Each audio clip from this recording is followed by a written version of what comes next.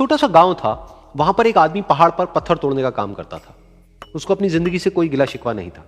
पूरा दिन वो काम करता, मेहनत करता, दिन के एंड में जो थोड़ा बहुत पैसा मिलता वो जा करके अपने परिवार के साथ में थोड़ा सा टाइम स्पेंड करता और चैन से सो जाता। तो एक दिन रोज की तरह वो अपना काम खत्म करके अपने घर की तरफ जा रहा था, तो रास्ते में चलते चलते उसके मन में ख्याल आया कि ये भी कोई जिंदगी है कि सुबह से शाम तक मैं पत्थर तोड़ने का काम करता हूं और एंड में मेरे को थोड़े से पैसे मिलते हैं, जिसमें मुश्किल से मेरा और मेरे परिवार का गुजारा हो पाता है।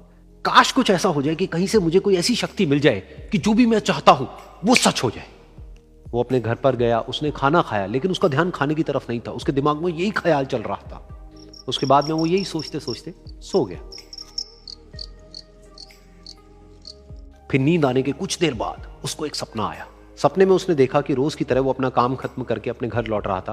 रास्ते में उसने एक बहुत ही बड़ा घर देखा और उसके मन में आया कि काश ये घर मेरा होता और मैं इसका मालिक होता। और उसके सोचते ही वो उस घर का मालिक बन गया। उसको यकीन ही नहीं हो रहा था कि जो उसने सोचा वो बन चुका है। लेकिन उसकी खुशी ज्यादा देर नहीं टिक पाई, क्योंकि उसको एकदम से एक शोर सुनाई दिया।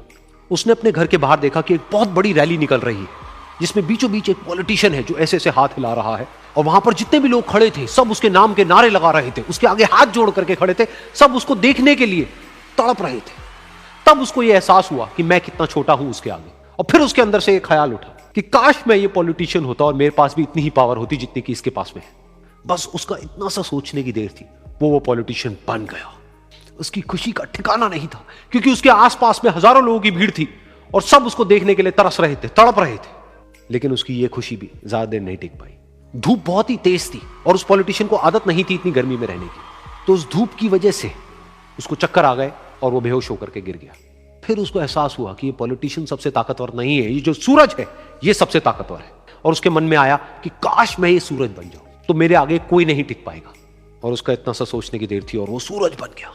और वो खुशी से पागल हो गया, क्योंकि पूरी दुनिया को वो ही रोशन कर रहा था और पूरी दुनिया में ऐसा कोई नहीं था जो कि उसकी रोशनी को रोक सके।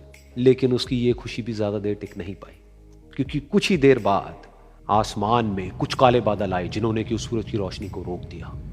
फिर उसको यह एहसास हुआ कि इस दुनिया में ऐसा भी कोई है जिसमें दम है उसकी रोशनी को रोकने का।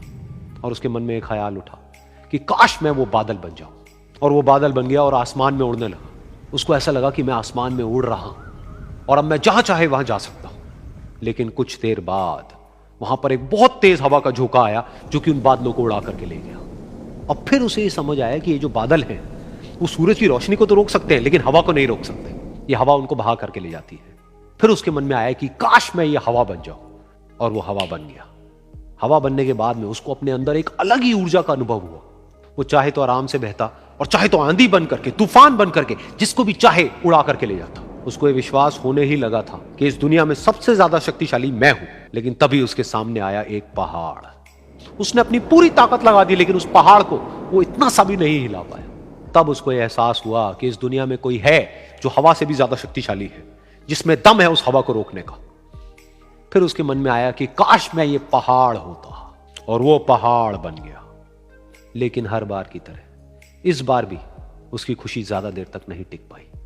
उसको एक जानी पहचानी सी आवाज सुनाई दी और साथ ही साथ उसको दर्द होने लगा, जैसे कि कोई है जो उसको तोड़ रहा है, उसको मार रहा है।